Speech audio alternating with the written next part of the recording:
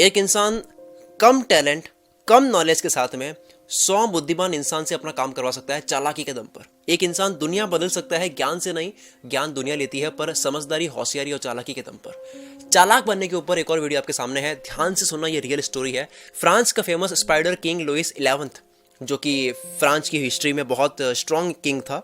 हम सब ने इनके बारे में हिस्ट्री की बुक्स में पढ़ रखा है स्कूल में। लेकिन उसकी एक छोटी सी वीकनेस थी, वो ये थी कि वो एस्ट्रोलॉजी में बहुत मानते थे और स्पेशली एक दरबार का एस्ट्रोलॉजर था जिससे वो भविष्यवाणी सुनकर ही डिसीजंस लेने में बिलीव करते थे और काफी बार ये डिसीजंस हेल्पफुल प्रूव हुए।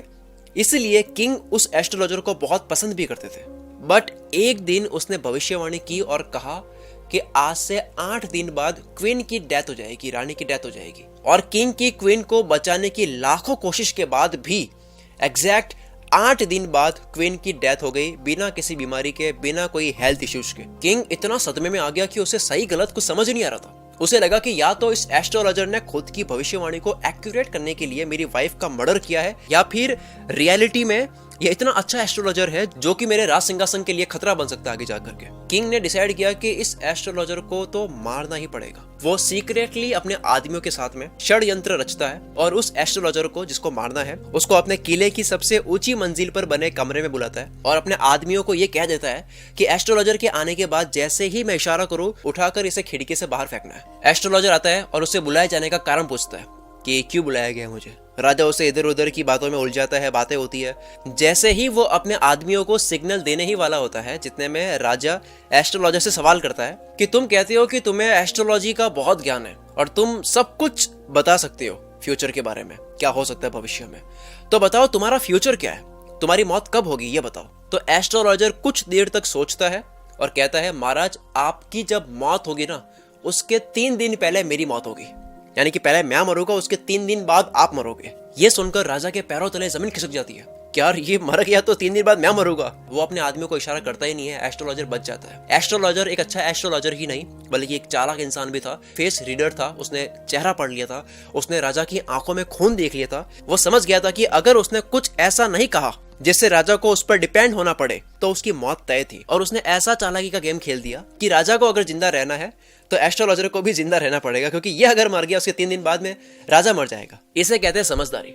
इंसान बड़ा ज्ञान से नहीं होता है, समझदारी से होता है। राजा चाहते हुए भी उस एस्ट्रोलॉजर को नहीं मार सकता, जबकि राजा को पता है कि ये राजगद्दी को खतरा है। फिर भी जिंदगी को शतरंज की खेल की तरह समझो कि सामने वाला प्लेयर ऐसा फंस जाए कि वो आपको हराने की, आपको दबाने की, आपको मारने की जैसे ही सोचे तो उसके दिमाग में आया कि यार इसको मारने से पहले मुझे पहले खतरा है, इसको अगर कुछ भी कर लिया तो नुकसान मेरा भी है।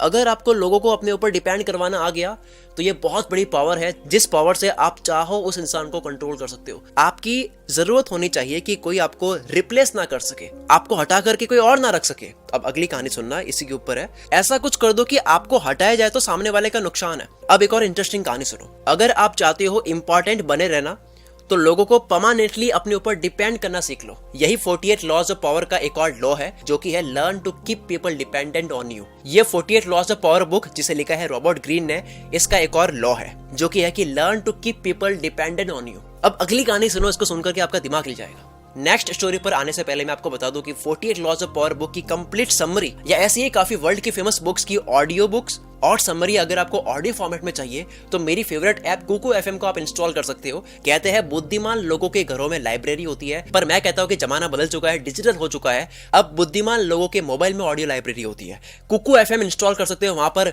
मेरा भी ऑडियो फॉर्मेट में कंटेंट आने वाला है। कुल मित्र सब्सक्राइबर्स के लिए अभी के लिए 50% ऑफ चल रहा है। फैब 50 कूपन कोड एंटर करोगे तो लिंक डिस्क्रिप्शन में है। अब आ जाओ नेक्स्ट पावरफुल स्टोरी में। मिडल एजेस की बात है। इटली का एक शहर सेना को बाहरी ताकतों ने घेर लिया था और ऐसे में वहां के लोकल गुंडे ने बचा लिया और आने वाले कई सालों तक उस गुंडे पर कोई आंख उठाकर भी नहीं देख पाया था। मतलब उसकी ऐसी इमेज बन गई थी उस गुंडे की, क्योंकि बचाया था। पर क्या आपको यह पता है कि सेना के रहने वाले लोगों ने इस देशभक्त गुंडे के एहसान का बदला कैसे चुकाया? पैसा या जमीन दौलत की बात आई तो सब कहने लग गए कि जो काम देशभक्त ने कर लिया है उसके लिए पैसा, जमीन दौलत ये बहुत छोटी चीज है, कुछ बड़ा गिफ्ट करते हैं। फिर डिसाइड हुआ कि हमें इस देशभक्त को अगला राजा चुन लेना चाहिए। फिर एक आर्ग्यूमेंट आया कि ये भी एक सूटेबल सम्मान नहीं है इतने भारी काम के लिए, इसको कुछ और बढ़ा दिया जाए। लास्ट में जब सारे आइडियाज फेल हो गए कि किस तरह से इस देशभक्त के वीरता भरे काम को हमेशा हमेशा के लिए अमर किया जाए, तब एक आइडिया आया कि क्यों ना हम इस गुंडे को मार करके, खत्म करके इसका मंदिर बना दिया जाए और भगवान की तरह इसकी पूजा की जाए। बिलीव मी, उन्होंने बिल्कुल ऐसा ही किया। ये रियल स्टोरी है और ये स्टोरी भी यही लॉ टच करती है कि अगर आपको पावर में बने रहना है तो आपकी बड़ी जरूरत होनी चाहिए। अब इस गुंडे की जरूरत कैसे खत्म हुई वो सुनो। आपको लग रहा होगा कि उस देशभक्त इंसान की गलती बिल्कुल भी नहीं थी, ये तो लोग एहसान फरामोश निकले जिन्होंने इसको मार दिया। ऐसा नहीं है, दरअसल उस टाइम इटली में इन गुंडों की कमी नहीं थी कोई। बहुत से इस तरह के नए गुंडे मार्केट में कम पैसों में अवेलेबल थे, मतलब वो गुंडे रिप्लेसेबल था, जिसकी जगह कोई भी ले सकता था। और जब ये गुंडे कुछ बैटल्स के बाद में सीनियर हो जाते तो इनकी डिमांड और पावर और बढ़ जाती, फिर उल्टा लोगों को ही परेशान करने लग जाते ये गुंडे, क्योंकि एक टाइम के बाद में इन गुंडों को अफोर्ड करना ही मुश्किल हो जाता था। इसलिए इनको लोग मिलकर मार देते थे, क्योंकि इजीली कोई भी इनकी जगह ले सकता है वैसे भी। So it's all about competition and replaceability. अगर आप किसी की भी हेल्प कर रहे हो, यहाँ पे लेसन सुनना क्या है, अगर आप किसी की भी हेल्प कर रहे हो और आप चाहते हो कि रिटर्न में आपकी पावर बनी हुई रहे, तो आपको कुछ ऐसा छोड़ना है कि आपकी जरूरत बनी हुई रहे, आप हमेशा इंपॉर्टेंट बने हुए रहो। अगर आपने पूरी तरह से हेल्प कर दी, सब कुछ दे दिया, अब कुछ है भी नहीं आपके पास देने को, या आप में ऐसा कुछ बचा ही नहीं जिसके बिना उसका काम नहीं चल सकता, सामने वाले का काम नहीं चल सकता, तो आपको वो अपनी लाइफ से निकाल के फेंक देगा। अगर मार्केट में लंबे टाइम तक बने रहना है तो ऐसी क्वालिटीज डेवलप करनी होगी जो बहुत यूनिक है, जो सब में नहीं मिलती है, जो आपके सिवा लोगों में नहीं मिल सकती। यहाँ पर नावल का एक कोट है, स्पेसिफिक नॉलेज का मतलब होता है जो आपको सिखा कोई नहीं सकता, जो आप कहीं से सीख नहीं सकते। और अगर कोई आपको सिखा सके, यानी कि सोसाइटी अगर आपको सिखा सके, ऐसा कुछ है आपके पास में, तो ये सोसाइटी दूसरों को भी सिखा सकती है और आपको रिप्लेस कर सकती है। Thank you so much. अगर आपको ये स्टोरी अच्छी लगी है, प्लीज शेयर करो अपने सारे दोस्तों के साथ में, कमेंट करके बताओ कि क्या आपको इस तरह की और कहानियां चाहिए जो चालाकी के ऊपर हो, जो रियल स्टोरी हो। इसके अलावा आप सिर्फ 99 रुपीज में आप मेरी लिखी हुई अब तक की सारी